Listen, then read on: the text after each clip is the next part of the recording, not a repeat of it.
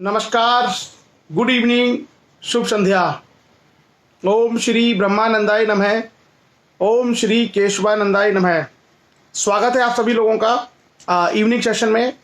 और आज हम लोग बात करेंगे भारत के स्वाधीनता संग्राम में जो कल हमने बात की थी, प्रथम चरण जो 1905 से लगभग 1919 का है, उसके आगे की बात कि आगे कांग्रेस का जब सूरत का विभाजन हो गया, सूरत में कांग्रेस के विभाजन के बाद आगे चल करके किस तरह की चीज़ें भारत में हुई। और ख़ास करके इसमें एक बहुत ही महत्वपूर्ण टॉपिक हमारा आज रहने वाला वो है क्रांतिकारी गतिविधियाँ।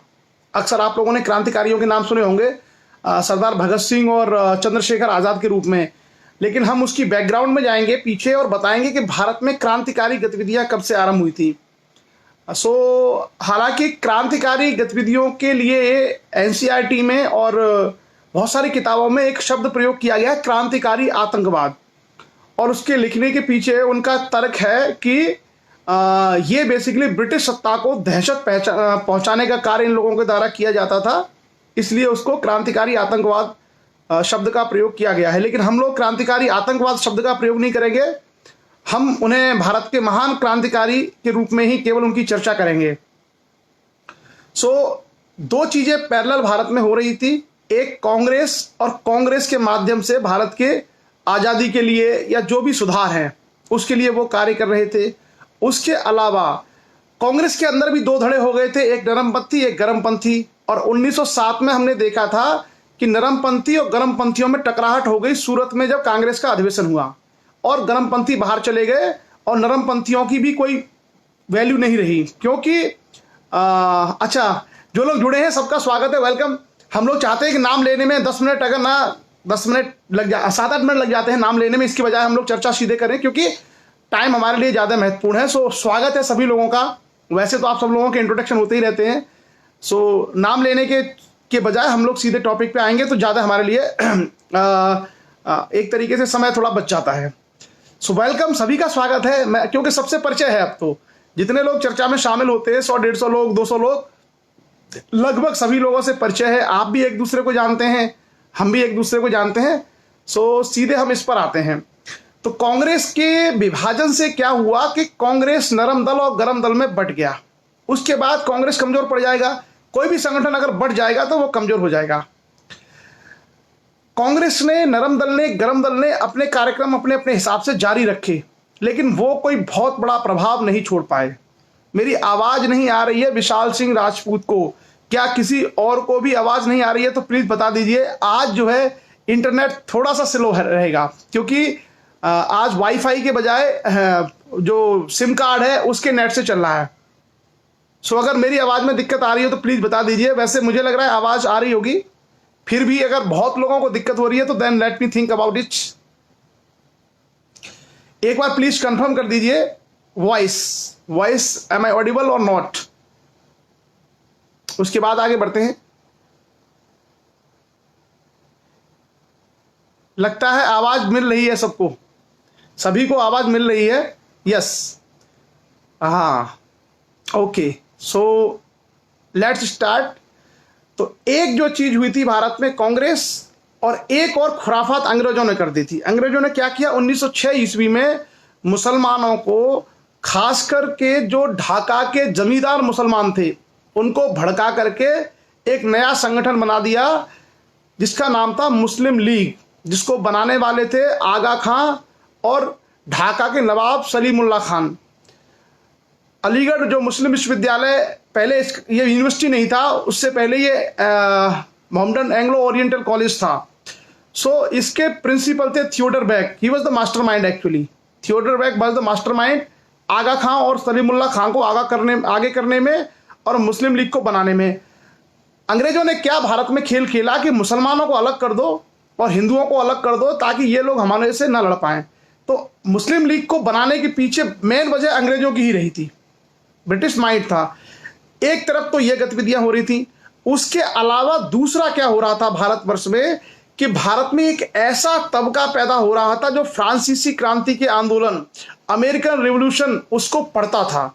उसको पता था कि जब तक हम अंग्रेजों के खिलाफ सशस्त्र लड़ाई नहीं लड़ेंगे, हिंसक आंदोलन नहीं चलाएंगे, तब तक हम अपने देश को आज़ाद नहीं करा सकते। तो भारत में तीन चीजें चल रही हैं। कांग्रेस चल रही है, कांग्रेस के दो धड़े, एक धड़ा नरमपंथी, एक गरमपंथी। उसके अलावा मुस्लिम लीग तैयार हो गई, वो अपने कार्य कर रही है। हालांकि मुस्लिम लीग बहुत प्रभावी नहीं रही, लेकिन बाद में चल करके बहुत प्रभावी हो गई थी जब मोहम्मद अली जिन्ना उसके हेड बनते हैं, वो हम लोग आगे देखेंगे। और उसके अलावा भारत में एक और जो नई चीज चल रही थी जिसका नाम था भारत में क्रांतिकारी आंदोलन। वो क्रांतिकारी आंदोलन जिसको हम लोग भगत सिंह, चंद्रशेखर आजाद, सुखदेव, राजगुरु के नाम से जानते हैं, ये बहुत पहले भारत में शुरू हो चुके थे। उन्हीं के बारे में आज हम चर्चा करेंगे और साथ ही साथ ये देखेंगे कि मुस्लिम लीग और कांग्रेस में कब गठबंधन हुआ। उसके अलावा भारत से बाहर, भारत के बाहर क्या क्या क्रांतिकारी गतिविधियां लोगों ने की, जैसे अमेरिका में, कनाडा में, सिंगापुर में, जर्मनी में, इंग्लैंड में, क्या वहां भी भारत के लोगों ने कोई गतिविधियां, कोई क्रांतिकारी कार्य किए थे, या केवल ये सारी एक्टिविटी भारत में थी सीमित। उसके अलावा दूसरा हम ये चर्चा करेंगे during the first world war, 1914 से लेकर के 1918 तक दुनिया में पहला विश्व युद्ध लड़ा गया था। उस विश्व युद्ध में क्योंकि भारत इंग्लैंड का गुलाम था, तो ऑटोमेटिकली भारत क्या था, भारत ऑटोमेटिकली इंग्लैंड की तरफ से ही उसको भाग लेना था। तो हम ये भी देखेंगे कि प्रथम विश्व युद्ध के दौरान 1914 से 1918 के बीच में भारत में क्रांतिकारी आंदोलनकारी गतिविधियां क्या रही थी और भारत का पक्ष क्या रहा था और भारत की भूमिका जो है प्रथम विश्व युद्ध के दौरान क्या रही थी। तो आज हम इन सारे पहलुओं पर चर्चा करेंगे। शुरुआत हम करने वाले हैं क्रांतिकारी आंदोलन से। इसके लिए शब्द बहुत गलत प्रयोग हुआ है किताबों में, इसलिए हम लोग उस शब्द को प्रयोग नहीं करेंगे। इसके लिए शब्द बेसिकली प्रयोग हुआ है क्रांतिकारी आतंकवाद, but we will not use this word. हम रेस्पेक्ट करते हैं, वो हमारे महान क्रांतिकारी लोग थे जिन्होंने हमारे देश के लिए शहादत दी, तो इसलिए हम लोग उनके लिए ऐसे ही शब्दों का प्रयोग करेंगे जो सम्माननीय है। चलिए शुरू करते हैं। तो भारत में क्रांतिकारी आंदोलन का उदय क्यों हुआ? क्रांतिकारी आंदोलन का मतलब होता है हिंसक तरीके से ब्रिटिश सत्ता को डराना, उसके लिए मरना मारना, इसको बोलते हैं क्रांतिकारी आंदोलन। सवाल ये उठता है कि भारत में क्रांतिकारी विचारों का उद्भव कैसे हुआ? तो लगभग वही कारण थे जो उग्र राष्ट्रवाद के उदय के कारण थे। जैसे आपने देखा हो अंग्रेजों की शोषणकारी नीतियां, कांग्रेस द्वारा अंग्रेजों से याचनाएं करना, उसके बदले में भारत को कुछ भी प्राप्त न होना, भारतीयों के साथ भेदभाव, तमाम तरीके से देश का आर्थिक राजनीतिक शोषण करना, वही सारे कारण थे। इन सभी कारणों से भारत में क्रांतिकारी आंदोलन का जन्म हुआ, क्रांतिकारियों का उदय हुआ। तो कारण लगभग वही थे जिसकी कल हमने चर्चा की थी कि उग्र राष्ट्रवाद क्यों पैदा हुआ, बिल्कुल उसी पैटर्न पे ये सारी चीजें थी। अब सवाल उठता है कि ये क्रांतिकारी आंदोलन भारत में या क्रांतिकारी गतिविधियां कहां कहां से शुरू हुई? तो दो इसके सेंटर पॉइंट्स हैं। एक तो भारत में खास करके बंगाल, पंजाब और बंबई यहां पर हुआ था, और भारत के बाहर America, France, England, Singapore, Germany, इन सारे एरियाज में इन्होंने अपने अपने संगठन खड़े किए और ब्रिटिश सत्ता को उखाड़ने के लिए पूरे तरीके से हिंसक आंदोलन की शुरुआत की। हाँ, अभी कल एक बहुत बुरी खबर हम लोगों को मिली। आज बेसिकली आज सुबह हमने न्यूज़ देखी कि भारत और चीन के बीच में जो सीमा पर तनाव हुआ है, उस तनाव में हमारे 20 जवान शहीद हुए हैं। तो हम सभी लोग उन 20 जवानों को श्रद्धांजलि अर्पित करते हैं और उम्मीद करते हैं कि हमारे भारत का गौरव बना रहे, हमारी सीमाएं सुरक्षित रहें और इस तरह की जो स्थितियां हैं वो जल्दी ही सामान्य हो जाएं, ऐसी हम लोग आशा करते हैं। और शायद चीन के साथ में बहुत सालों बाद ऐसा हुआ है। चीन के साथ आमतौर पर हमारे इस तरह की चीज़ें नहीं होती थी जैसा कि पाकिस्तान के साथ हो रही थी। तो it's not a good news, ये कोई बहुत अच्छी खबर नहीं है। तो सभी लोग और इस सेशन में जो लोग जुड़े हुए उन सभी लोगों की तरफ से भी हम लोग उनको श्रद्धा सुमन अर्पित करते हैं। सो अब हम लोग आगे बढ़ते हैं और देखते हैं कि किस किस तरीके से भारत में ये क्रांतिकारी गतिविधियों की शुरुआत हुई। कुछ फैक्ट्स हैं, थोड़ा सा आप लोग ध्यान से उसको रखिएगा। इनका जो सबसे पहले था कि इनका काम था सरकार का असहयोग करना, पूरी तरीके से सरकार की आलोचना करना, उसके अलावा हिंसक गतिविधियों का आंदोलन चलाना और साम्राज्यवादियों के जो समर्थक थे उन समर्थकों के खिलाफ भी कार्य करना। ये इनके मुख्य एजेंडे थे। और इनको प्रेरणा मिली थी, रूस में एक आंदोलन चल रहा था जिसका नाम था निहिलिस्ट। रूस में एक आंदोलन था जिसका नाम था निहिलिस्ट, और आयरलैंड में एक आतंकवादी आंदोलन चल रहा था जिसको हम बोलते हैं आयरलैंड का होम रूल। लगभग इन्हीं आंदोलनों से प्रेरणा ग्रहण करके इन लोगों ने ब्रिटिश सरकार के विरोध में क्रांतिकारी आंदोलनों को जन्म दिया। और इसमें क्या था, बड़ी संख्या में युवा शामिल थे जो व्यक्तिगत वीरता में विश्वास करते थे। अंग्रेजों की हत्या करना हो, अधिकारियों की हत्या करना हो, ये सारे कार्य लोग करते थे। शुरुआत जैसे मैंने कहा कि भारत में बंगाल सुखवीर सिंह जी अतरौली से जी, तो भारत में बंगाल में इसकी शुरुआत हुई। और बंगाल में सबसे पहले 1870 में कलकत्ता में छात्रों के द्वारा एक आंदोलन शुरू किया गया जिसका नाम था भद्रलोक। ये जो शब्द है आप लोग इसको याद रखिएगा। जो भद्रलोक समाज है ये क्रांतिकारी आंदोलन का भारत में सूत्रपात था। सबसे पहले भारत में क्रांतिकारी गतिविधियां शुरू करने का श्रेय इसी को दिया जाता है, भद्रलोक समाज, 1870 कलकत्ता। उसके बाद आगे चल करके तमाम सारी समितियां बनी और इनमें सबसे जो महत्वपूर्ण समिति थी उसका नाम था अनुशीलन समिति, जो 1902 में गठित की गई। अनुशीलन समिति 1902 में बनी बंगाल में। यह क्रांतिकारियों का सबसे पहला संगठन था जिसको चलाने वाले थे ज्ञानेंद्र नाथ बसु। ज्ञानेंद्र नाथ बसु ने अनुशीलन समिति की स्थापना की थी और यह जो है एक गुप्त क्रांतिकारी संगठन था जो बंगाल में बना था। उसके बाद कलकत्ता में इसका गठन पीके मित्रा ने किया। आगे चलकर यह बना था बेसिकली मिदनापुर में। जो अनुशीलन समिति है ये पहले मिदनापुर में बनी थी, फिर ज्ञानेंद्र मित्रा ने ये इसको कलकत्ता में बनाया था, फिर आगे ढाका वगैरह कई जगह इसकी अलग अलग समितियां बनी थी। उसके बाद इस कलकत्ता वाली जो अनुशीलन समिति थी उसमें दो आदमी बड़े महत्वपूर्ण निकल के आए क्रांतिकारी। एक का नाम था जतीन्द्र नाथ बनर्जी और दूसरे का नाम था बरिंदर कुमार घोष। जतीन्द्र नाथ बनर्जी और बरिंदर कुमार घोष, इन लोगों ने अदम्य साहस का परिचय दिया और बड़ी संख्या में इसकी शाखा। अनुशीलन समिति के दो सदस्य बरिंदर कुमार, इन लोगों ने युगांतर नामक एक पत्रिका निकाला और उस युगांतर में उन्होंने कई राष्ट्रवादी विचार रखे। उसी में उन्होंने ये लिखा कि भारत के 30 करोड़ लोगों को 60 करोड़ हाथ उठा लेने चाहिए, तभी उन्हें न्याय मिल सकता है। अगर वो इस तरीके से संघर्ष नहीं करेंगे तो उन्हें कोई चीज नहीं मिलेगी। और यही जो है अनुशीलन समिति ने नारा दिया, खून के बदले खून। मतलब पूरी तरीके से ये बदला लेने पर विश्वास करते थे। और भूपेंद्र नाथ दत्त जो थे वो स्वामी विवेकानंद के भाई थे, मतलब उनके ब्रदर थे वो भूपेंद्र नाथ दत्त, जो अनुशीलन समिति के मेंबर थे। उसके अलावा इन्होंने अपने विचारों के लिए संध्या नाम का भी एक अखबार निकाला, एक पत्र निकाला।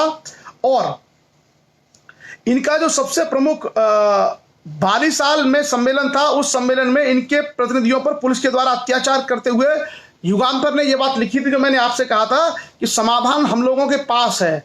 भारतीयों को 30 करोड़ भारतीयों को अपने 60 करोड़ हाथ उठा लेने चाहिए और ब्रिटिश सत्ता को उखाड़ फेंक देना चाहिए। जो सत्ता शोषण करे अगर हम उसको बना के रखेंगे तो कभी हमारा उद्धार नहीं हो सकता। ये सोच किसकी थी? युगांतर की। और युगांतर में क्रांतिकारी लोग थे जो अंग्रेजों से डायरेक्ट लड़ने के लिए तैयार रहते थे। उसके अलावा आगे क्या हुआ, इन्होंने एक लेख लिखा था युगांतर में जिसका नाम था मुक्ति कौन पाथे। ये बेसिकली बंगाली टर्म है, मुक्ति कौन पाथे। इसका हिंदी मतलब होता है मुक्ति किस मार्ग से। जिसमें उन्होंने, क्योंकि इसमें पढ़े लिखे लोग थे युगांतर में और अनुशीलन समिति में, उन्होंने बड़े अच्छे तरीके से इसकी व्याख्या की कि किस तरीके के रास्ते भारतीयों को अपनाने चाहिए ताकि वो ब्रिटिश सत्ता से छुटकारा पा सकते। वो पूरा का पूरा सिस्टमेटिक चीजें उन लोगों ने लोगों के सामने रखी। उसके बाद आगे चल करके रास बिहारी बोस, दो नाम आप लोग याद रखिएगा, मॉडर्न इंडिया में आप कंफ्यूज हो जाएंगे। रास बिहारी बोस वो क्रांतिकारी व्यक्ति थे, बोस, सुभाष चंद्र बोस की तरह। एक और आदमी थे जिनका नाम था रास बिहारी घोष। तो रास बिहारी घोष कांग्रेस के उदारवादी नेता थे, जो पहले चरण में जो कांग्रेस रही है उदारवादी नेता थे रास बिहारी घोष। घोष उदारवादी है और बोस जो है क्रांतिकारी है। दोनों नाम सेम है, कभी कभी आपका कंफ्यूजन हो सकता है। जैसे सूरत में जो अधिवेशन हुआ था, सूरत के अधिवेशन में रास बिहारी घोष ने अध्यक्षता की थी, वो उदारवादी धड़े के थे।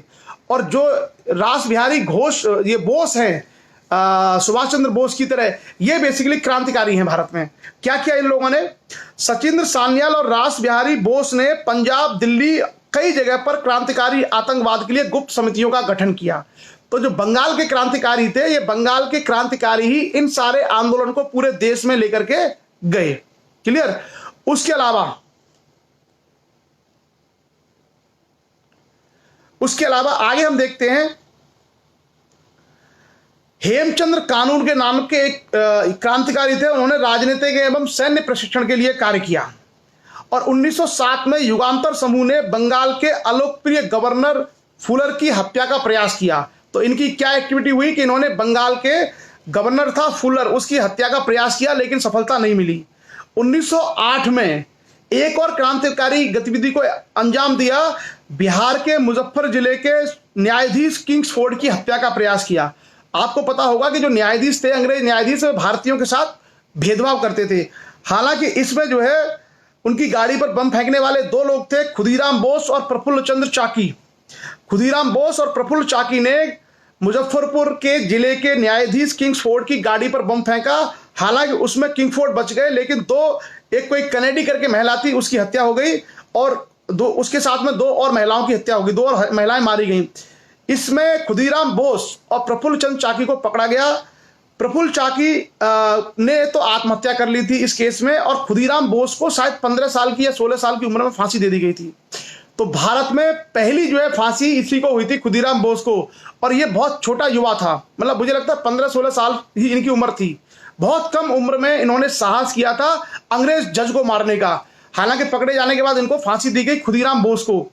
तो भारत में ऐसे ऐसे जो है क्रांतिकारी रहे, आप समझ लीजिए। 15 साल की उम्र में, 16 साल की उम्र में एक लड़का जो है देश को लड़ने के लिए तैयार था। उसके बाद आगे हम लोग चलते हैं और आगे देखते हैं कि मानिक टोला उद्यान एक जगह है कलकत्ता में, वहां पर अवैध हथियार इन्होंने इकट्ठा किए। क्रांतिकारियों ने छापे पाड़े गए और इसमें 34 क्रांतिकारियों को पकड़ा गया, जिसमें 2 घोष बंधु थे, अरविंद घोष और बरिंद्र घोष। इन पर अलीपुर षड्यंत्र केस का मुकदमा चला। ये कभी कभी आ जाता है कि अलीपुर षड्यंत्र केस क्या था, ये आईएएस में आया था अलीपुर षड्यंत्र केस। तो 34 जो है क्रांतिकारियों को इसमें पकड़ा गया था, जिनके पास हथियार थे अंग्रेजों से लड़ने के लिए। और कहां पर? मानिक टोला और कलकत्ता, 2 जगह पर इनको पकड़ा गया था। इन मुकदमों में क्या हुआ था, बहुत सारे लोगों को अच्छा, इसमें क्या था, एक भारत के ही आदमी ने थोड़ा मुखबिरी कर दी थी। भारत का एक व्यक्ति था जो पब्लिक प्रोसिक्यूटर बन गया था, सरकारी गवाह, जिसका नाम था नरेंद्र गोसाई। बाद में इन्हीं क्रांतिकारियों ने नरेंद्र गोसाई की जेल में हत्या कर दी थी। देखिए, लोधी लाला भैया सिंह ने कहा कि 15 वर्ष की उम्र में 11 अगस्त 1908 को फांसी दे दी गई थी खुदीराम बोस को। उसके बाद इन लोगों ने कलकत्ता के डिप्टी सुप्रिंटेंडेंट ऑफ पुलिस की हत्या कर दी थी, इन्हीं क्रांतिकारियों ने। बहुत बुरे तरीके से सरकार ने दमन चक्र चलाया और ढाका अनुशीलन समिति के जो सदस्य थे, उन्होंने 12 नामक एक स्थान है, उस पर डाका डाल दिया। अंग्रेज शस्त्रागार को लूट लिया, पैसा खजाना लूट के ले गए ताकि अंग्रेजों से लड़ सके। तो आप देख रहे होंगे कि कितने अदम्य साहस का परिचय देते हुए, बिल्कुल कम संसाधन होते हुए भी ये लोग अंग्रेजों से उस समय लड़ रहे थे। उसके बाद हम आगे देखते हैं कि संध्या और युगांतर जो अखबार बंगाली में निकलते थे, इन्होंने काफी इसका प्रचार किया क्रांतिकारी आंदोलनों का। और साथ ही साथ महाराष्ट्र में काल नाम का एक पत्र निकलता था, उसने क्रांतिकारी गतिविधियों को सही बताया और इनका समर्थन किया। इसके कारण से तमाम युवा जो है क्रांतिकारी गतिविधियों से जुड़ते चले गए। उसके बाद आगे हम देखते हैं, लेकिन जो बंगाल का क्रांतिकारी आंदोलन था, उसकी एक समस्या रही थी कि इसमें मुस्लिम तबका बहुत ज्यादा नहीं जुड़ा था। क्यों? क्योंकि अनुशीलन समिति जैसी जो सभाएं थी, एक तो उसमें हिंदू धर्म को लेकर के काफी ज्यादा जोर दिया जाता था। दूसरा, 1906 में हमारा जो ये मुस्लिम लीग है, मुस्लिम लीग का गठन हो चुका था। इसके कारण मुस्लिम जो है युवाओं को बहुत ज्यादा ये आकर्षित नहीं कर पाई थी क्रांतिकारी आंदोलन बंगाल में। लेकिन पंजाब में करेगा। पंजाब में जो है बड़ी संख्या में हमारे जो क्रांतिकारी आंदोलनकारी हैं वो मुस्लिम भी जुड़ेंगे। उसकी चर्चा हम लोग आगे करेंगे। हम लोग अब आगे आते हैं और आगे देखते हैं महाराष्ट्र।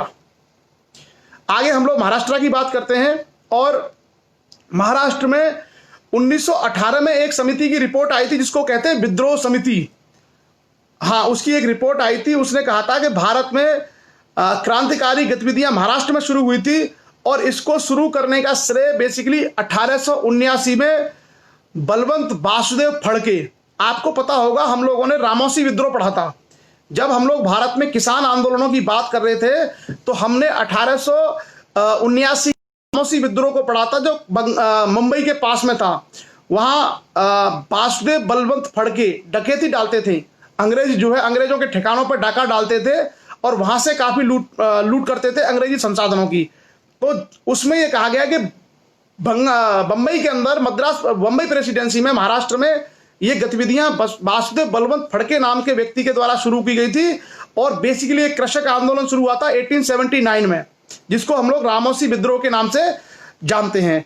उसके बाद क्या हुआ था, 1890 तक आते आते इसका विस्तार होने लगा, और बाद में तिलक, बाल गंगाधर तिलक और इन लोगों के आने से इसको एक व्यवस्थित रूप मिला।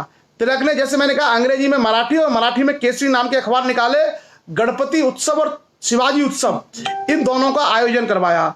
गणपति और शिवाजी उत्सव के आयोजन से बड़ी संख्या में लोगों को मोटिवेट किया इसमें जुड़ने के लिए। उसके अलावा इसमें तिलक के दो शिष्य थे। थोड़ा सा डिस्टरबेंस होगा, जैसा मैंने आपसे कहा कि आज का जो हमारा सेशन है, बेसिकली आज के सेशन में आज के सेशन में हम लोग, मैं अपने फोन से कर रहा हूं, वाईफाई नहीं है थोड़ा सा, तो थोड़ा सा बीच बीच में फोन आते रहेंगे। तिलक के दो शिष्य थे, दामोदर चापेकर एवं बालकृष्ण चापेकर, जिनको हम लोग चापेकर बंधु के नाम से जानते हैं। इन्होंने 1897 में पूना में प्लेग समिति के प्रधान रैंड और लेफ्टिनेंट एयर्स्ट की हत्या कर दी। पूना के प्लेग कमिश्नर और उसके डिप्टी एयर्स्ट की हत्या कर दी थी। किसने? चापेकर बंधुओं ने, 1897 में। और ये महाराष्ट्र के अंदर पहली जो है क्रांतिकारी कार्रवाई थी। आपको सुना होगा चापेकर बंधु, ये कभी कभी परीक्षा में आता है, चापेकर बंधु वाला, कि चापेकर बंधु कौन थे। तो ये बेसिकली तिलक के शिष्य थे, जिनका नाम था दामोदर चापेकर और बालकृष्ण चापेकर। उसके अलावा चापेकर बंधु हालांकि पकड़े गए और उनको फांसी दे दी गई। उसके बाद 1899 में एक गुप्त सभा का गठन किया गया महाराष्ट्र में, जिसका नाम था मित्र मेला। और मित्र मेला का गठन करने वाले कौन थे? विनायक दामोदर सावरकर, जिनको हम लोग सावरकर के नाम से जानते हैं। और 1904 में सावरकर ने अभिनव भारत सभा का गठन किया। अभिनव भारत, ये अभिनव भारत जो है आतंकवादी गतिविधियों का या क्रांतिकारी गतिविधियों का एक बहुत बड़ा संगठन था। और बंबई, पूना, नासिक में बम बनाने के केंद्र के रूप में इन्होंने कार्य किया। और 1909 में नासिक के जिला मजिस्ट्रेट जैक्सन की अभिनव भारत के एक सदस्य, जिनका नाम था अनंत कानरे, उन्होंने हत्या कर दी। आवाज इसलिए लो हुई है क्योंकि थोड़ा सा ना इंटरनेट जो है, इंटरनेट तो ठीक है, बट फोन जब आ जाता है तो उस दौरान थोड़ी सी आवाज कम हो जाती है। मुझे लगता है अब ठीक हो गई होगी। मैं रिपीट कर देता हूं जो चीजें मैंने बताई थी। 1897 में पूना में प्लेग समिति के प्रधान रैंड और उनके लेफ्टिनेंट एयर्स्ट की तिलक के दो शिष्यों, जिनका नाम था दामोदर चापेकर और बालकृष्ण चापेकर, जिनको हम लोग चापेकर बंधुओं के नाम से जानते हैं, उन्होंने इनकी हत्या कर दी। उसके बाद 1899 में मित्र मेला नाम के एक संगठन का गठन किया सावरकर ने। और बाद में 1904 में अभिनव भारत का गठन किया वीडी सावरकर ने। और जो अभिनव भारत था, इसी का एक मेंबर थे अनंत करहारे। अनंत करहारे ने क्या किया? 1909 में नासिक के जिला मजिस्ट्रेट की हत्या कर दी। तो जिस तरीके से आतंक, जो क्रांतिकारी जो गतिविधियां हैं जो बंगाल में हो रही थी, जैसे मुजफ्फरपुर के जो जज पर बम फेंका गया, उसी तरीके से ये नासिक में भी किया गया। नासिक के जो है जिला मजिस्ट्रेट की हत्या कर दी। किसने? अभिनव भारत के एक मेंबर अनंत कानरे ने। उसके अलावा आगे अगर हम देखें, पंजाब में क्या हुआ? पंजाब में बेसिकली इसका कारण दूसरा था। वहां पर था अकाल, बहुत अकाल पड़ा था। भू राजस्व की दरें बहुत बढ़ा दी गई थी। सिंचाई के करों को बहुत बढ़ा दिया गया था, इरिगेशन टैक्सेस। और उसके अलावा जमींदारों ने एक प्रथा रोक दी थी बेगार, कि आपको काम करना ही पड़ेगा, पैसा आपको मिले या ना मिले। इसके कारण से पंजाब के अंदर क्रांतिकारी गतिविधियों की शुरुआत हुई। हालांकि पंजाब के जो क्रांतिकारी थे, वो लोग भी बंगाल के क्रांतिकारियों से प्रभावित थे। क्या हुआ यहाँ पर? सबसे पहले लाला लाजपत राय और भगत सिंह के चाचा, जिनका नाम था अजीत सिंह, इन दो लोगों ने पंजाब में क्रांतिकारी आंदोलन की या क्रांतिकारी गतिविधियों की शुरुआत की।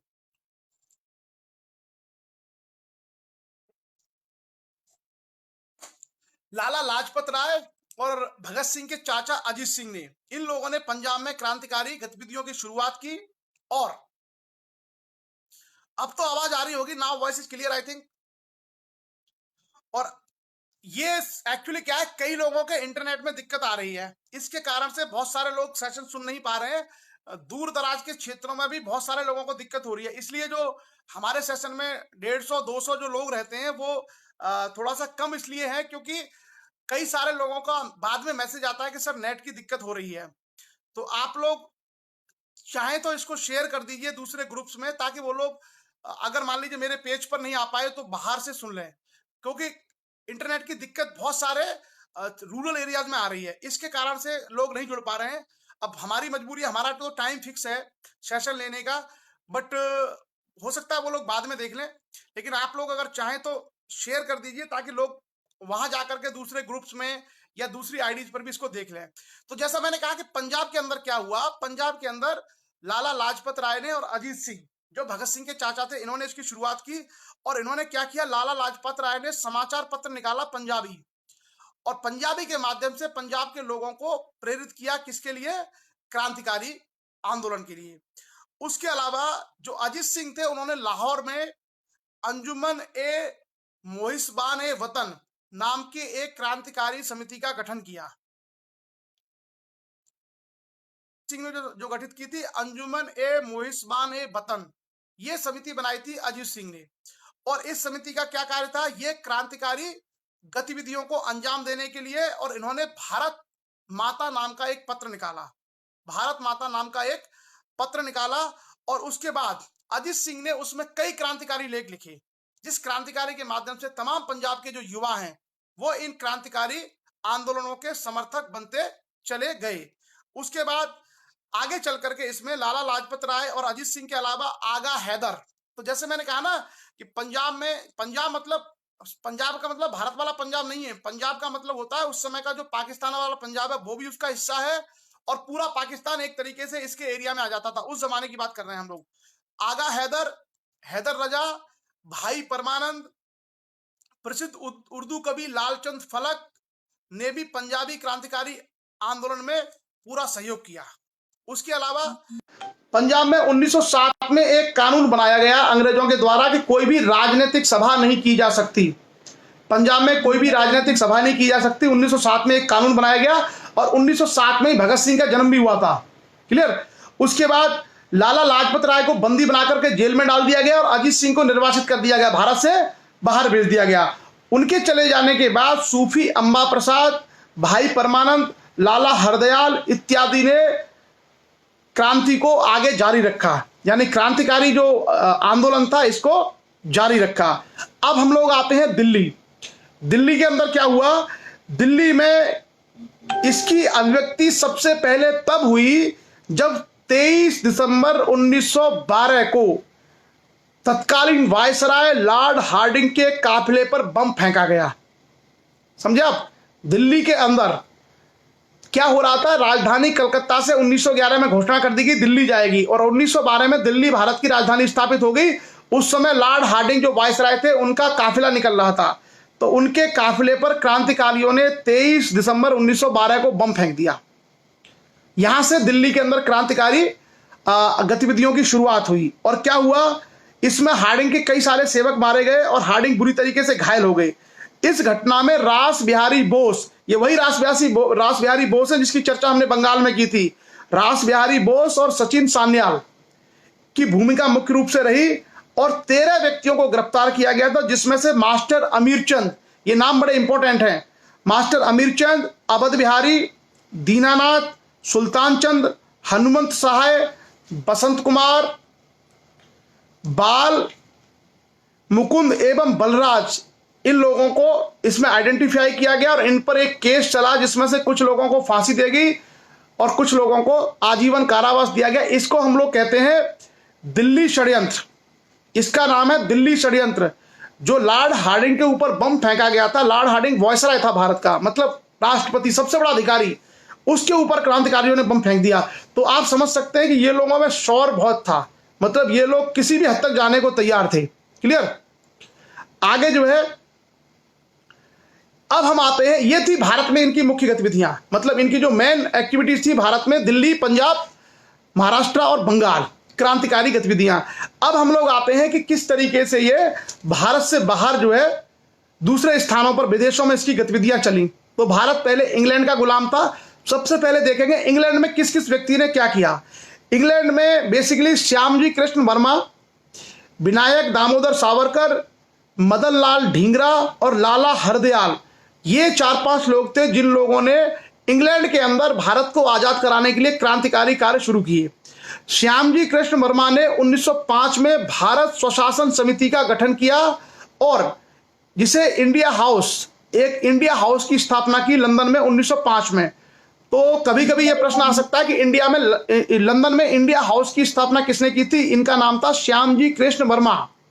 और आगे चल करके ये संस्था अंग्रेज सरकारों को आतंकित करने के लिए कार्य करने लगी। लेकिन जैसे पता है कि जानकारी हो ही जाती है, इसके बारे में जानकारी हो गई। ये जो श्यामजी कृष्ण वर्मा और ये लोग थे, ये लंदन से एक अखबार निकालते, उसका नाम था सोशियोलॉजिस्ट। ये दोनों ही सवाल आईएएस में आए थे। सोशियोलॉजिस्ट कौन निकालते थे, ये भी आईएएस में आ चुका है। और एक सवाल आईएएस में ये भी आया था कि इंडिया हाउस की स्थापना किसने की थी? तो इंडिया हाउस 1905 में श्यामजी कृष्ण वर्मा ने लंदन में स्थापित किया था। और सोशलिस्ट नाम का वो एक समाचार पत्र निकालते थे जिसके माध्यम से भारत को किस तरीके से आजाद कराना है, किस तरीके से क्रांतिकारी गतिविधियां करनी है, ये सारा खाका उसमें लिखा होता था।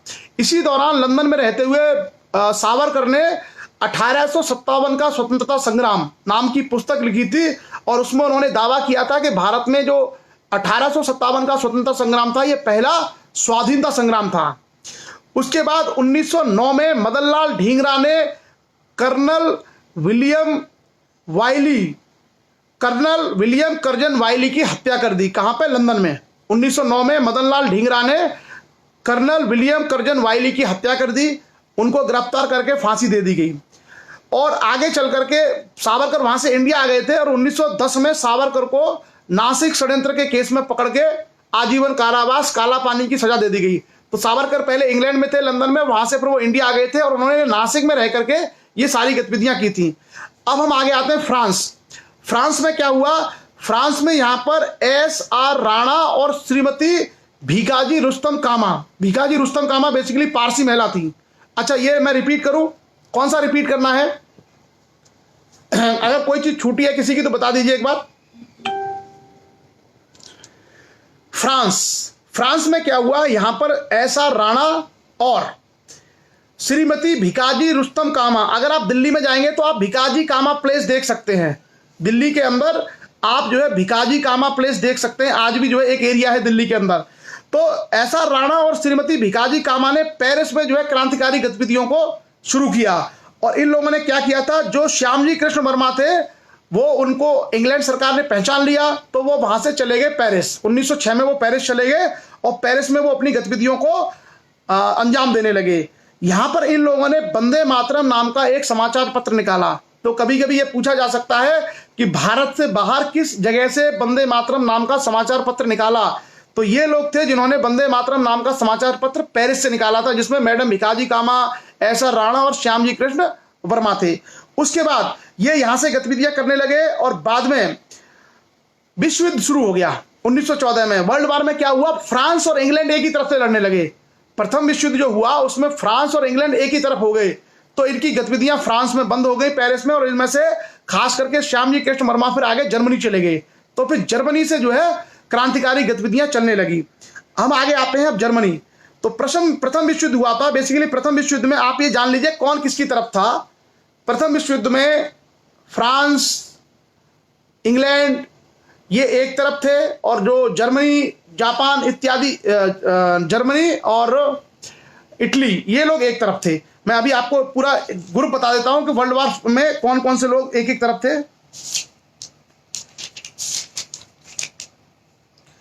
ब्रिटेन, फ्रांस, रूस, अमेरिका, इटली और जापान ये एक तरफ थे और जर्मनी, ऑस्ट्रिया, हंगरी और तुर्की या टर्की जिसको बोलते हैं या तुर्की जिसे बोलते हैं वो एक तरफ थे। तो पहले क्या था? ब्रिटेन और फ्रांस में झगड़ा चलता था, लेकिन वर्ल्ड वॉर में ब्रिटेन और फ्रांस एक ही तरफ हो गए। तो ब्रिटेन, फ्रांस, रूस, अमेरिका, इटली और जापान ये प्रथम विश्व युद्ध में एक तरफ थे और इनके खिलाफ कौन लड़ा? जर्मनी, ऑस्ट्रेलिया, हंगरी और तुर्की। तो हुआ क्या था कि लंदन में जो गतिविधियां चल रही थी वो आगे जाकर के चली गई कहां पर? पेरिस में। और जब वर्ल्ड वॉर शुरू हुआ इस दौरान 1914 में, तो फ्रांस और ब्रिटेन एक साथ हो गए।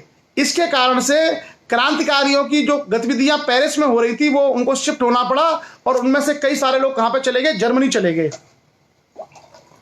अब आगे देखते हैं जर्मनी।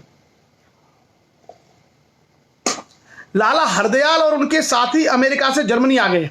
लाला हरदयाल और उनके जो साथी थे वो जर्मनी से अमेरिका आ गए और वीरेंद्रनाथ चट्टोपाध्याय, इन लोगों ने बर्लिन को अपनी गतिविधियों का केंद्र बनाया। इन लोगों ने बर्लिन को अपनी गतिविधियों का केंद्र बनाया और वहां से फिर ये भारत के पक्ष में कार्य करने लगे। उसके बाद हम लोग कि भारत में प्रथम विश्व युद्ध जब हुआ 1914 से 1918, उस दौरान भारत में किस तरीके से ये गतिविधियां आगे बढ़ी। उदारवादी जो लोग थे, नरमपंथी, वो समर्थक थे किसके, ब्रिटिश सरकार के, कि ब्रिटिश सरकार का युद्ध में पूरा का पूरा सहयोग किया जाए और युद्ध के बाद हम इनसे उम्मीद करेंगे ये हमारे भले के लिए कार्य करेंगे। लेकिन जो उग्रवादी थे उन्होंने भी समर्थन किया कुछ हद तक। जो उग्रवादी थे, मतलब जो उदारवादी के अलावा जो दूसरा गरम दल था, उसने भी समर्थन किया, लेकिन वो चाहते थे कि युद्ध के बाद ब्रिटेन स्वशासन पर सीधा कार्य करे। लेकिन जो क्रांतिकारी लोग थे उनको भरोसा था कि ब्रिटेन कुछ नहीं करेगा, यानी वर्ल्ड वार जब खत्म हो जाएगा उसके बाद भी ब्रिटेन भारत का केवल शोषण करेगा, ब्रिटेन भारत के भले के लिए कुछ नहीं करेगा। इसलिए क्रांतिकारी लोगों ने अपनी गतिविधियों को जारी रखा। तो आपसे कभी कभी यह प्रश्न पूछा जा सकता है कि जब प्रथम विश्व युद्ध हुआ 1914 से लेकर 1918 तक, तब भारत के संगठनों की क्या स्थिति थी।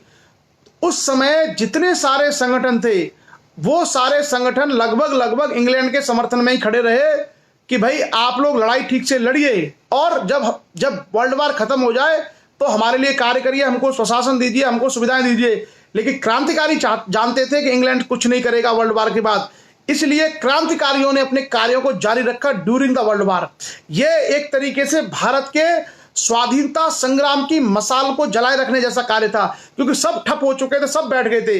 जैसे अभी आपने देखा कोरोना, तो कोरोना संकट में क्या है, सभी लोग बैठ गए, लेकिन कौन, पुलिस वाले लोग, डॉक्टर्स, प्रशासन के अधिकारी, ये जो सब लोग हैं, सफाई कर्मी, ये सारे अपने काम कर रहे हैं, बाकी लोग सब अपने घरों में बैठ गए। इसी तरीके से 1914 से 1918 के दौरान जब वर्ल्ड वार हुआ तो कांग्रेस से लेकर के तमाम लोग जो सरकार से अपनी मांगे करते थे, लड़ते थे, सब अपने घरों में बैठ गए। केवल यही क्रांतिकारी थे जिन्होंने भारत के राष्ट्रीयता के आंदोलन को जीवित रखा, और उन्होंने सिर्फ भारत में नहीं, भारत के बाहर भी अपनी गतिविधियों को लगातार जारी रखा। देखते हैं किस तरीके से और इसके क्या क्या रूप रहे। तो सबसे पहले हम आते हैं प्रथम विश्व युद्ध के दौरान क्रांतिकारी गतिविधियां। पहला चरण हमने देखा कि वर्ल्ड वार से पहले यानी 1900 से लेकर के और 1914 तक क्या रहा, इसकी चर्चा हमने कर ली। महाराष्ट्र की, बंगाल की, जर्मनी की, इंग्लैंड की, फ्रांस की, सब जगह की। अब हम देखते हैं कि ड्यूरिंग द वर्ल्ड वार क्या हुआ, विश्व युद्ध जब चल रहा था उस समय क्या हुआ। तो सबसे पहले संयुक्त राज्य अमेरिका में गदर पार्टी की स्थापना की गई। गदर पार्टी, जिसको हम लोग इतिहास में गदर आंदोलन के नाम से जानते हैं। और जो गदर शब्द कहां से लिया गया था, 1857 का जो क्रांति हुई थी उसके लिए पंजाबी में शब्द होता है गदर। आप लोगों ने सुना नहीं होगा, गदर जो शब्द होता है उसका मतलब होता है स्वाधीनता संग्राम या क्रांति के लिए, पंजाबी का वर्ड है ये। तो एक मूवी भी आपने देखी होगी गदर, सन्नी देओल की एक मूवी आई थी गदर, वो पार्टीशन के समय की मूवी थी। तो गदर का मतलब होता है कोई क्रांतिकारी आंदोलन या स्वाधीनता के लिए कोई संग्राम होता है, उसको गदर कहते हैं पंजाबी में। उसी 1857 से गदर शब्द को लेते हुए इन लोगों ने गदर पार्टी की स्थापना की। कहां पर, अमेरिका में। क्लियर। तो अब तक अमेरिका अछूता था गतिविधियों से, अब हमें दिखाई दे रहा है कि अमेरिका में भी क्रांतिकारी गतिविधियों की शुरुआत हो रही है। क्या क्या इन लोगों ने, इनमें क्या था कि 1913 1 नवंबर 1913 को संयुक्त राज्य अमेरिका के सैन फ्रांसिस्को नगर में लाला हरदयाल ने गदर पार्टी की स्थापना की। तो कभी कभी यह सवाल आ सकता है कि गदर पार्टी की स्थापना कहां पर की गई थी। गदर पार्टी की स्थापना की गई थी सैन फ्रांसिस्को, अमेरिका। तो आप लोग याद रखिएगा, सैन फ्रांसिस्को अमेरिका का शहर है। क्लियर। और इसकी स्थापना करने वाले थे लाला हरदयाल, जो कि पंजाब के रहने वाले थे। और इसमें रामचंद्र, बरकतुल्ला और कुछ अन्य क्रांतिकारियों ने इसमें सहयोग किया था लाला हरदयाल का। उसके बाद अमेरिका के अन्य शहरों में भी इसकी शाखाएं खोली गई, सैन फ्रांसिस्को के अलावा। ये एक क्रांतिकारी संस्था थी और गदर नाम का एक साप्ताहिक पत्र निकालती थी। तो कभी कभी आपसे ये पूछा जा सकता है कि गदर नाम की साप्ताहिक पत्रिका का प्रकाशन कौन करता था। गदर नाम की साप्ताहिक पत्रिका का प्रकाशन गदर पार्टी करती थी, जिसका मुख्यालय सैन फ्रांसिस्को में था। उसके अलावा इन्होंने कई सारे शहरों में, और जो पश्चिमी किनारा था, कनाडा था, वहां भी इन्होंने अपनी शाखाएं स्थापित की और ब्रिटेन विरोधी गतिविधियों को शुरू किया। आगे चल करके रामदास पुरी, जीडी कुमार, तारकनाथ दास, सोहन सिंह भाकना, इसमें इन लोगों ने महत्वपूर्ण भूमिका निभाई थी। उसके अलावा 1911 में लाला पहले ये उन लोगों की शुरुआत थी। बेसिकली लाला हरदयाल जब पहुंचे थे अमेरिका, तो तब उन्होंने इसको व्यवस्थित तरीके से शुरू किया। और कनाडा में इससे पहले क्या हो रहा था, कनाडा में एक जगह पड़ती है वैंकूवर, आज भी कनाडा का एक शहर है वैंकूवर में इन लोगों ने स्वदेशी सेवक गृह, और अमेरिका का एक शहर है सिएटल, वहां पर यूनाइटेड इंडिया हाउस की स्थापना पहले से ही की जा चुकी थी गदर पार्टी के बनने से पहले। और ये दोनों भी एक तरीके से क्रांतिकारी आंदोलन को बढ़ावा देने वाले एक तरीके से संगठन थे, और वहां पर ये कार्य करते थे। क्लियर। उसके बाद इनका उद्देश्य क्या था? बिल्कुल वही उद्देश्य था, अंग्रेज अधिकारियों की हत्या करना, क्रांति करना, साम्राज्यवाद का विरोध करना, विदेशों में विदेशी नियुक्तियों में भारतीय सैनिकों के मध्य कार्य करना, ये सारे कार्य ये गदर पार्टी के लोग करते थे। उसके बाद गदर पार्टी के आंदोलन में दो कारणों से बड़ी जो है, from tomorrow I will write notes, yes this is my suggestion कि those who are the student they must prepare the notes, because जो मैं आपके साथ डिस्कस कर रहा हूं पूरा का पूरा सिलेबस आईएएस का है। मतलब जो आईएएस लेवल के एग्जाम्स में आता है, अगर आईएएस का आप तैयार कर लेंगे तो एसएससी, बैंक, रेलवे, पीएससी में ऑटोमेटिक आपका कवर हो जाएगा। सो हम लोग यूपीएससी का जो सिलेबस है आईएएस का वो कर रहे हैं। So please you can make your notes. जिन लोगों को तैयारी करनी है वो इस वीडियो को देख करके, सुन करके अपने नोट्स बना सकते हैं। और ये जो सारे क्वेश्चंस हैं, ये सारे क्वेश्चंस अक्सर आते रहते हैं, तो थोड़ा सा अगर आप लोग ध्यान से इसको करेंगे तो ये आप लोगों के बड़े काम आ जाएगा। क्लियर। सो आगे क्या हुआ, दो घटनाएं हुई। एक घटना का नाम था कामागाटा मारू प्रकरण, और दूसरी घटना थी सिंगापुर में एक किसी जहाज की समस्या। उसकी हम लोग आपको बताएंगे कि क्या हुआ। कामागाटा मारू प्रकरण ने गदर आंदोलन को मजबूत कर दिया। क्या था कामागाटा मारू प्रकरण? बेसिकली एक पंजाब के क्रांतिकारी थे जिनका नाम था बाबा गुरदत्त सिंह। पंजाब के क्रांतिकारी थे बाबा गुरदत्त सिंह, और उन्होंने जापान का एक जहाज था जिसका नाम था कामागाटा मारू, उसको किराए पर लिया, और उसमें 300 पंजाबी सिख और 21 मुसलमानों को सिंगापुर से वैंकूवर ले जाने का प्रयास किया। सिंगापुर से वैंकूवर ले जाने का प्रयास किया था। ये सारे भारतीय, लेकिन इंग्लैंड के दबाव में, वैंकूवर कहां पर है? कनाडा में। इंग्लैंड के दबाव में वैंकूवर के तट पर जहाज में से उन लोगों को उतरने नहीं दिया। इसके कारण से उसको वापस भेज दिया कलकत्ता, और जब वो लोग जहाज से उतरे तो उन्होंने विद्रोह कर दिया। 27 सितंबर को ये कलकत्ता लौट आया। कलकत्ता पहुंचते ही बाबा गुरदत्त सिंह को गिरफ्तार करने का प्रयास किया। वहां यात्रियों ने बचने के लिए विद्रोह कर दिया, जिसमें 22 लोग मारे गए, और इससे आक्रोश उत्पन्न हो गया। और जो लोग बच करके पंजाब चले गए, कहीं चले गए, उन्होंने अपनी गतिविधियों को तेज कर दिया, भारत के अंदर भी और भारत से बाहर भी। क्लियर। उसके बाद आगे चल करके इन लोगों ने राजनीतिक डकैतियां डालना, जमींदार मतलब अंग्रेजों का जो भी समर्थक था उसके खिलाफ इन्होंने काम करना शुरू कर दिया। क्लियर। चलिए, उसके बाद 1915 में पंजाब में हुई राजनीतिक डकैतियां बहुत सारी हुई थी। वर्ल्ड वार चल रहा था, 1914 में वर्ल्ड वार शुरू हो गया था, और पंजाब में 1915 में बहुत सारी डकैतियां डाली गई। भारत में सर्वाधिक डकैतियां 1915 में पंजाब में डाली गई। इन सभी को ध्यान में रखते हुए 21 फरवरी 1915 को गदर दल के कार्यकर्ताओं ने, क्योंकि गदर के कार्यकर्ता भारत में भी पैदा हो गए थे, इन्होंने फिरोजपुर, लाहौर, रावलपिंडी में सशस्त्र विद्रोह की योजना बनाई। इसकी भनक अंग्रेजों को मिल गई और आनन फानन में गिरफ्तार करना शुरू कर दिया, और एक कानून लाया था जिसका नाम था भारत रक्षा अधिनियम, safety of India act. Safety of India act एक ऐसा कानून था जिसमें किसी भी व्यक्ति को जिस पर शक है उसको पकड़ो और जेल में डाल दो। इस तरीके से को पकड़ा गया, मुकदमे दी गई, कुछ को आजीवन कारावास दे दिया गया और एक तरीके से गदर आंदोलन पंजाब के अंदर तितर बितर हो गया। इसमें से क्या हुआ था कि रास बिहारी बोस जो थे, रास बिहारी बोस हर जगह थे, कल बंगाल से दिल्ली आए, दिल्ली से पंजाबी चले गए थे, वो यहां से रास बिहारी बोस भाग के चले गए जापान।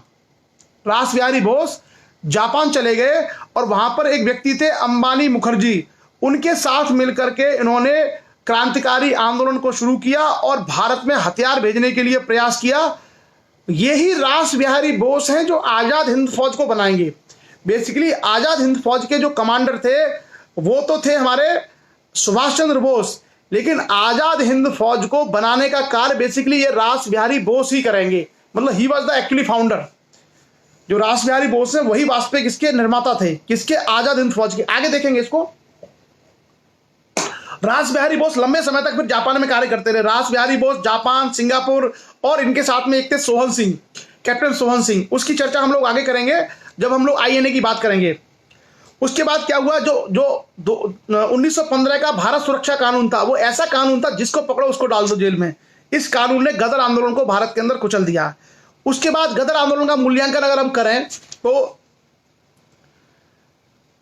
भारत के जनमानस में पैठ बनाने का इसने कोई प्रयास नहीं किया। यह व्यक्ति क्या है कि गदर आंदोलन व्यक्तिगत प्रयासों को बहुत महत्व देता था कि व्यक्तिगत साहस, व्यक्तिगत शौर्य, व्यक्तिगत वीरता हम कितना कर सकते हैं। कोई बहुत बड़ा सेटअप गांव गांव में जाके कर भी नहीं सकते थे। एक्चुअली क्या था कि यह हिंसक आंदोलन था जिसमें अंग्रेज अधिकारियों की हत्या करना, उनको भारत से भगाना। अगर आप किसी गांव में सभा करने जाओगे कोई ना कोई बता देगा, तो ऐसे में गदर आंदोलनकारियों के लिए बड़ा मुश्किल था कि वो हर जगह जा करके अपने लिए जनाधार ढूंढ पाए, जनमानस के बीच में अपनी बात रख पाए। इसके कारण से क्या हुआ कि कुछ लोगों तक ये सीमित रहा, जो इसके क्रांतिकारी लोग थे या जो इनके लीडर्स थे या जो इनके संगठन में कार्य करते थे, लेकिन बाकी आम जनमानस को ये जोड़ नहीं पाया और एक व्यवस्थित चीजें न कर पाने के कारण और अंग्रेजों की सख्त नीति के कारण ये समाप्त हो गया। उसके बाद हम लोग आते हैं यूरोप के अंदर। जर्मनी में क्या हुआ वर्ल्ड वार के दौरान, विश्व युद्ध के दौरान वीरेंद्र नाथ चट्टोपाध्याय, भूपेंद्र नाथ दत्त, ये वही हैं जो नरेंद्र दत्त यानी उनके भाई हैं विवेकानंद के, और लाला हरदयाल, इन लोगों ने 1915 में जर्मनी में जर्मन विदेश मंत्रालय के सहयोग से जिम्मेरमैन योजना के तहत Berlin committee for Indian independence की स्थापना की। तो ये जो पॉइंट है मैं इसको दोबारा पढ़ रहा हूं, आप सभी लोग इसको थोड़ा अगर चाहें तो याद रख सकते हैं, बड़े काम का पॉइंट है।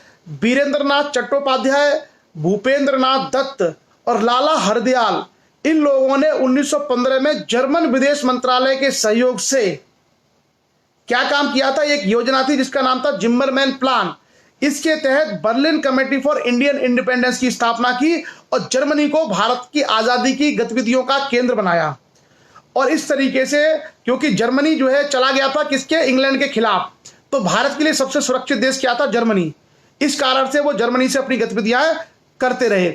उसके अलावा भारतीयों ने बगदाद, ईरान, तुर्की, काबुल में भी अनेक क्रांतिकारी संगठनों को जन्म दिया। इसमें सबसे महत्वपूर्ण था अफगानिस्तान के काबुल में अस्थाई भारतीय सरकार की स्थापना करना, जिसके राष्ट्रपति बने थे राजा महेंद्र प्रताप सिंह जी जो हमारे यहाँ के थे, और दूसरे जिसके प्रधानमंत्री थे बरकतुल्ला। तो आप लोग याद रखना, भारत की पहली अस्थाई सरकार प्रथम विश्व युद्ध के दौरान 1915 में बनी थी, कहां, काबुल में, जिसके प्रधानमंत्री थे राजा महेंद्र प्रताप सिंह जो जिला हाथरस यूपी के रहने वाले थे, और बरकतुल्ला बने थे इसके पहले प्रधानमंत्री। यह भारत की पहली अस्थाई सरकार थी। उसके अलावा ऐसा ही प्रयास करेंगे कौन, सुभाष चंद्र बोस, और इनके अलावा इसमें उबैदुल्लाह सिंधी आदि लोग भी इसमें शामिल थे, और अस्थाई भारतीय सरकार की इन लोगों ने स्थापना की थी काबुल में। तो ये बहुत काम का पॉइंट है कि पहली भारतीय अस्थाई सरकार कहां बनी थी, काबुल में, और उसके राष्ट्रपति थे राजा महेंद्र प्रताप और उसके प्रधानमंत्री थे बरकतुल्ला। राजा महेंद्र प्रताप जमीनें देकर के अलीगढ़ मुस्लिम विश्वविद्यालय के लिए भी डोनेट किया था।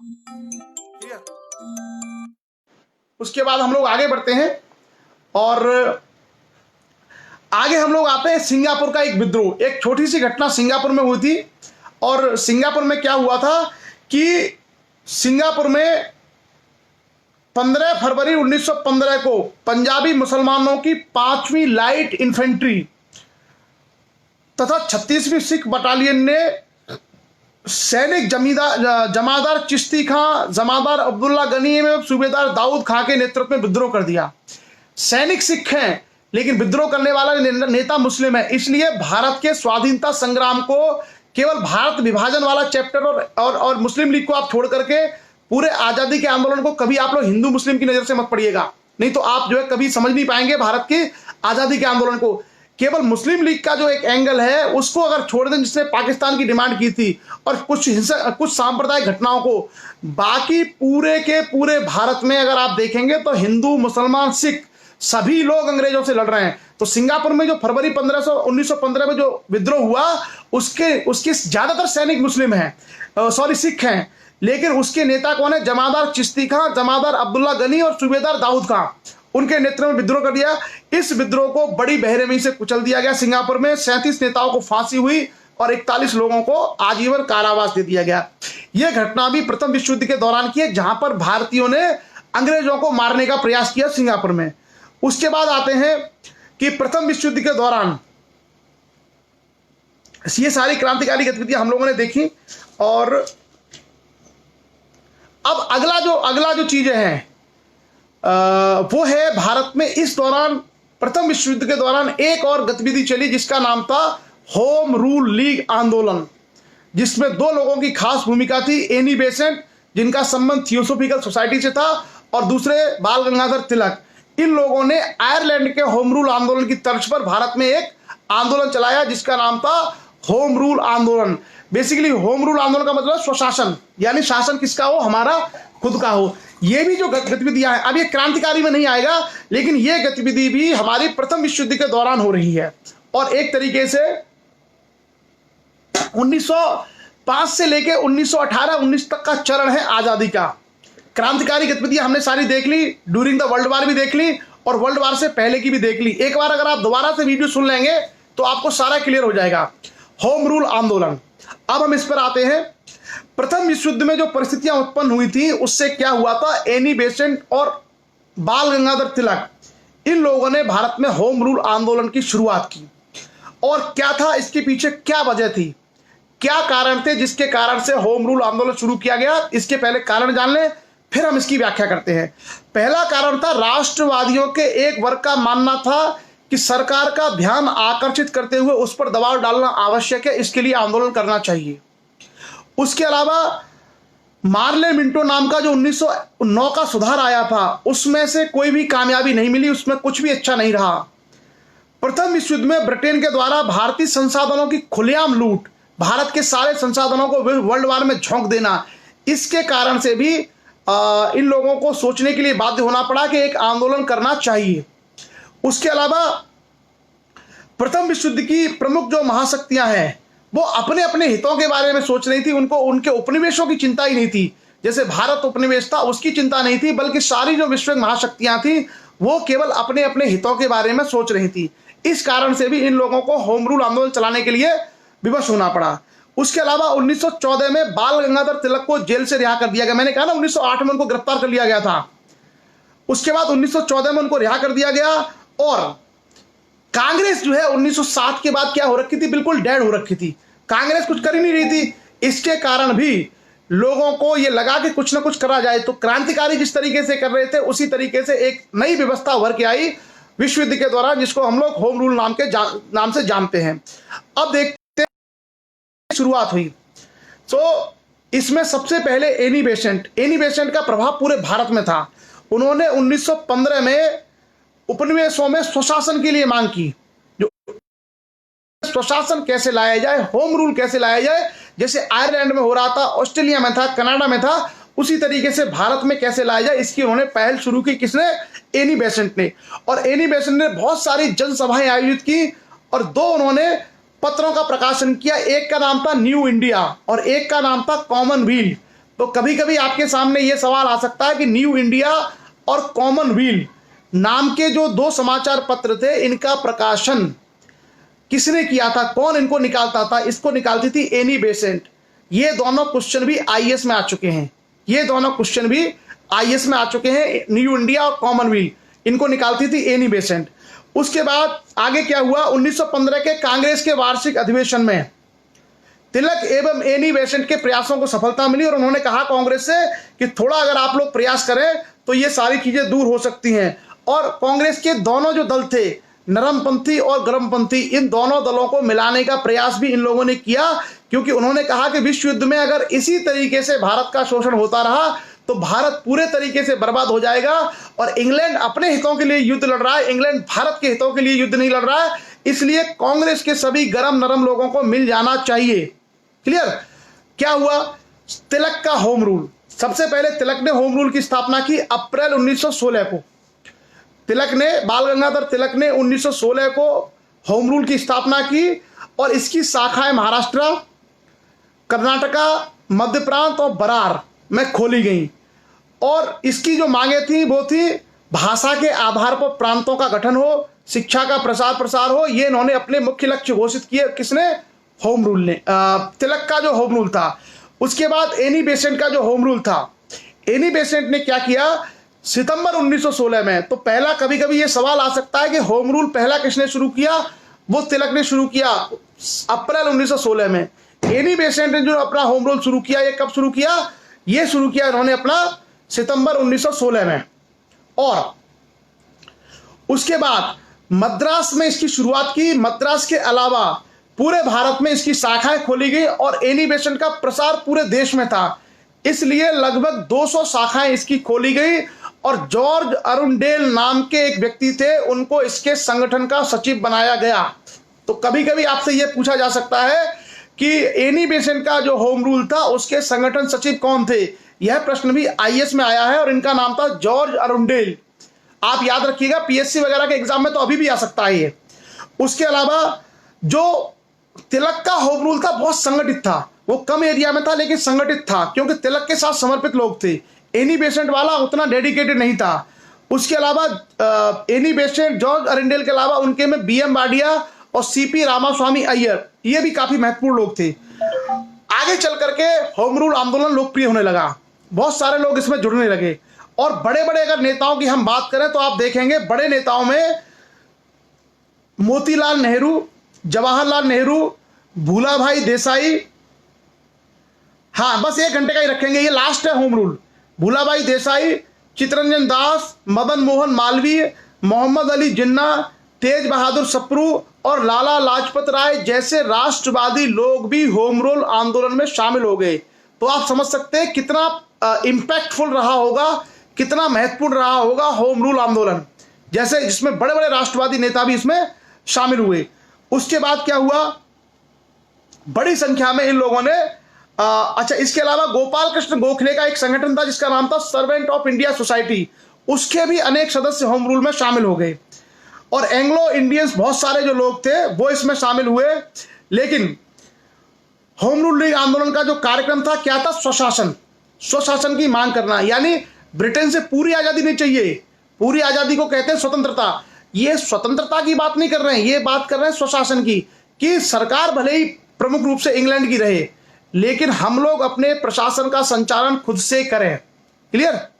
चलिए, सो उसके बाद क्या हुआ, ये पूरे देश में फैला, किताबें, कक्षाएं, जनसभाएं, सारे काम हुए, पत्रिकाएं निकाले गए, समाचार निकाले गए, पंपलेट्स बांटे गए और इसके माध्यम से देश के जनमानस को स्वशासन के लिए प्रेरित किया गया और बहुत बड़ी संख्या में लोग इससे जुड़े।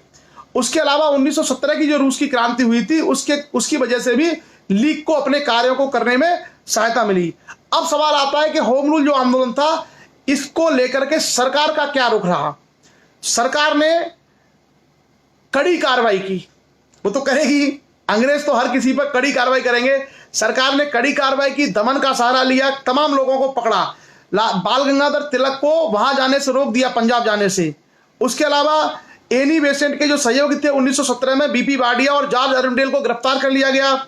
उसके अलावा इनकी गिरफ्तारियों के विरोध में राष्ट्रव्यापी आंदोलन हुए। साथ ही साथ हम देखते हैं सर एस सुब्रमण्यम अय्यर ने, जब होम रूल आंदोलन का ब्रिटिश गवर्नमेंट ने दमन किया तो सर सुब्रमण्यम अय्यर ने अपनी सर की उपाधि वापस कर दी। तो एक ही व्यक्ति थे। कभी कभी यह पूछा जा सकता है कि भारत में ऐसा कौन सा व्यक्ति था जिसने होम रूल आंदोलन में अपनी उपाधि वापस कर दी थी सर की उपाधि। तो उनका नाम था सर एस सुब्रमण्यम अय्यर। और उसके अलावा तिलक ने सरकारी दमन के विरोध में अहिंसात्मक कार्यक्रम चलाने की वकालत की, क्योंकि उनको पता था कि अगर हिंसात्मक आंदोलन चलाएंगे तो बहुत लोगों को दिक्कत होगी। उसके अलावा एनी बेसेंट को गिरफ्तार कर लिया गया। जब एनी बेसेंट को गिरफ्तार कर लिया गया, तिलक का होम रूल और एनी बेसेंट के होम रूल दोनों ने मिलकर के बड़े स्तर पर धरने प्रदर्शन इत्यादि की कार्रवाइयां की और बाद में चल करके एनी बेसेंट को रिहा करना पड़ा। अब सवाल आता है कि 1919 के आते आते ये आंदोलन धीरा पड़ गया, थोड़ा धीमा पड़ गया। क्यों? क्योंकि एक तो यह था कि इसमें कुछ कुछ जगह सांप्रदायिक रंग अंग्रेज इसमें माहिर थे, हिंदू मुसलमानों को लड़ा देते थे, सांप्रदायिक रूप ले लिया। उसके अलावा एनी बेसेंट की गिरफ्तारी के पश्चात कांग्रेस के लोगों ने एक तरीके से जो राष्ट्रवादी बहुत सारे नेता थे वो अलग हो गए। उसके अलावा हिंसात्मक चीजें अपनाने के कारण भी कई जगह इसको नुकसान उठाना पड़ा। और 1915 में क्या हुआ था, मतलब इस समय भारत में एक तरीके से जो महात्मा गांधी थे, महात्मा गांधी एक बड़े नेता के रूप में उभर रहे थे। महात्मा गांधी का प्रभाव बढ़ रहा था और वो अहिंसक आंदोलनों के समर्थक थे, खास करके चंपारण आंदोलन है इत्यादि को अगर हम देखें तो महात्मा गांधी के कारण से लोगों को एक उम्मीद जगी कि अगर हम लोग इस पैटर्न पर चलें तो हो सकता है कामयाबी मिल जाए। उसके अलावा इसकी उपलब्धियां क्या रही, तो जो होम रूल आंदोलन था इसकी उपलब्धियां क्या रही, एक बार ये देख लीजिए। हमारा ये आज की चर्चा का अंतिम विषय रहेगा होम रूल। उसके बाद हम देखेंगे कांग्रेस और मुस्लिम लीग का कल लखनऊ समझौता। होम रूल ने शिक्षित वर्ग के स्थान पर जन सामान्य की महत्ता को प्रतिपादित किया। तिलक ने और एनी बेसेंट ने दोनों लोगों को जोर दिया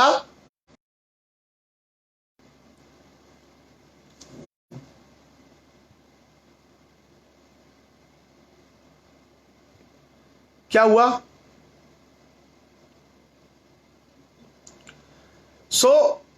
तिलक ने इनको एक तो जन आंदोलन बनाया इन्होंने इसको, दूसरा क्या था, शहरों के मध्य वर्ग में संपर्क किया और संगठन बनाए। यही मध्य वर्ग आगे चल करके आजादी का आधार बना। हालांकि पहले से चला आ रहा था लेकिन यहां पर यह आधार बना। उसके अलावा राष्ट्रवादियों की एक नई पीढ़ी पैदा हुई, क्योंकि होम रूल में बहुत सारे लोग जुड़े, सैकड़ों हजारों की संख्या में लोग जुड़ते चले गए। तो नए नए राष्ट्रवादी लोग पैदा हुए जो कांग्रेस के लिए और अलग तरीके से कार्य करेंगे। उसके अलावा तिलक और एनी बेसेंट दोनों के प्रयास से यह कहा गया कि भाई कांग्रेस को आपस में मिल जाना चाहिए, और उन्हीं दोनों के प्रयास से कांग्रेस के नरम और गर्म दलों ने चिंतन मंथन शुरू किया कि भाई हम लोग अकेले अकेले मिलकर कुछ नहीं कर सकते, विश्व युद्ध चल रहा है, भारत को कोई फायदा नहीं हो रहा, भारत को बहुत बड़ा नुकसान हो रहा है, इसलिए हमको मिल जाना चाहिए। तो आगे चल करके इसी होम रूल आंदोलन और एनी बेसेंट और तिलक के सहयोग से 1916 में कांग्रेस के दोनों धड़े लखनऊ अधिवेशन में मिल गए। कांग्रेस फिर से एक हो गई और साथ ही साथ कांग्रेस और मुस्लिम लीग के बीच भी एक समझौता हो गया, 1916 का लखनऊ समझौता। तो आज हम लोग अपनी चर्चा केवल होम रूल तक रखेंगे, क्योंकि कल हम लोग देखेंगे लखनऊ समझौता, कांग्रेस का लखनऊ अधिवेशन और बाकी की चीजें क्या क्या हुई, खास करके अगस्त घोषणा, मांटेग्यू की घोषणा है, अगस्त घोषणा, ये देखेंगे। और फिर हमारा गांधी युग शुरू हो जाएगा। कल हमारा लास्ट सेशन होगा नेशनल फ्रीडम मूवमेंट में, जिसमें हम लोग गांधी जी से पहले तक की सारी बातें कवर कर लेंगे। परसों के सेशन से फिर भारत के इतिहास में गांधी का युग शुरू हो जाएगा। फिर सारे जो कार्य हैं वो गांधी के नेतृत्व में चलेंगे और केवल कुछ चीजें जैसे भगत सिंह, सुखदेव, राजगुरु वाले क्रांतिकारी लोग आएंगे, बाकी सारा मूवमेंट अब गांधी जी के नेतृत्व में चलेगा। कल हमारी लास्ट क्लास होगी जो गांधी जी से पहले तक की होगी। तो जैसा कहा था कि 1 घंटे का सेशन रखेंगे ताकि सभी लोगों को क्लियर हो जाए। मुझे लगता है आज के सेशन हमारा जितने टॉपिक हमने कवर करने थे वो कवर कर लिए, और थोड़े फैक्ट ज़्यादा हैं। अगर आप एक बार पढ़ेंगे, अगर आप एक बार पढ़ लेते हैं तो आपको ठीक से समझ में आ जाएगा। कई बार क्या होता है कि हम लोग जब पढ़ते नहीं है नई नई चीज़ें तो दिक्कत होती है। और कल सुबह हम लोग चर्चा करने वाले हैं जीडीपी कैसे निकालते हैं, राष्ट्रीय आय कैसे निकालते हैं, मॉर्निंग सेशन। तो आप लोग प्लीज कल सुबह 7:30 बजे का मॉर्निंग सेशन जरूर देखिएगा। कई सारे लोगों को जीडीपी निकालना, नेशनल इनकम निकालना, पर कैपिटा इनकम निकालना, प्रति व्यक्ति आय, ये सब नहीं पता होती है। तो कल का अगर सेशन आप देख लेंगे तो आपको सारी चीजें भारत की अर्थव्यवस्था की क्लियर हो जाएगी मॉर्निंग 7:30 पर। सो आज के सेशन के लिए इतना ही। थोड़ा टफ था, थोड़ा फैक्ट ज्यादा थे, खास करके विदेशों में जो क्रांतिकारी गतिविधियां थी उसके फैक्ट ज्यादा थे। आप लोग चाहें तो मैं नहीं, समय हो गया है, आप लोग दोबारा अगर चाहें तो इसको सुन लीजिएगा, तो आपको क्लियर हो जाएगा। सो आज की चर्चा को हम लोग विराम देते हैं। आप सभी लोगों ने सेशन में सहभागिता की, अपना समय निकाला, जुड़े, और अंत में फिर मैं एक बार कहूंगा कि इसको शेयर जरूर कर दीजिए, क्योंकि बहुत सारे लोग आज नहीं देख पाए, कई लोगों के इंटरनेट की दिक्कत आ रही है शाम को। तो आप जितने ज़्यादा ग्रुप्स में इसको शेयर कर देंगे, हो सकता है कुछ लोग वहां से इसको देख पाएं। सो चलिए, बहुत बहुत धन्यवाद आप सभी का। आज के लिए बस हमारी तरफ से इतना ही। शुभ रात्रि, जय हिंद।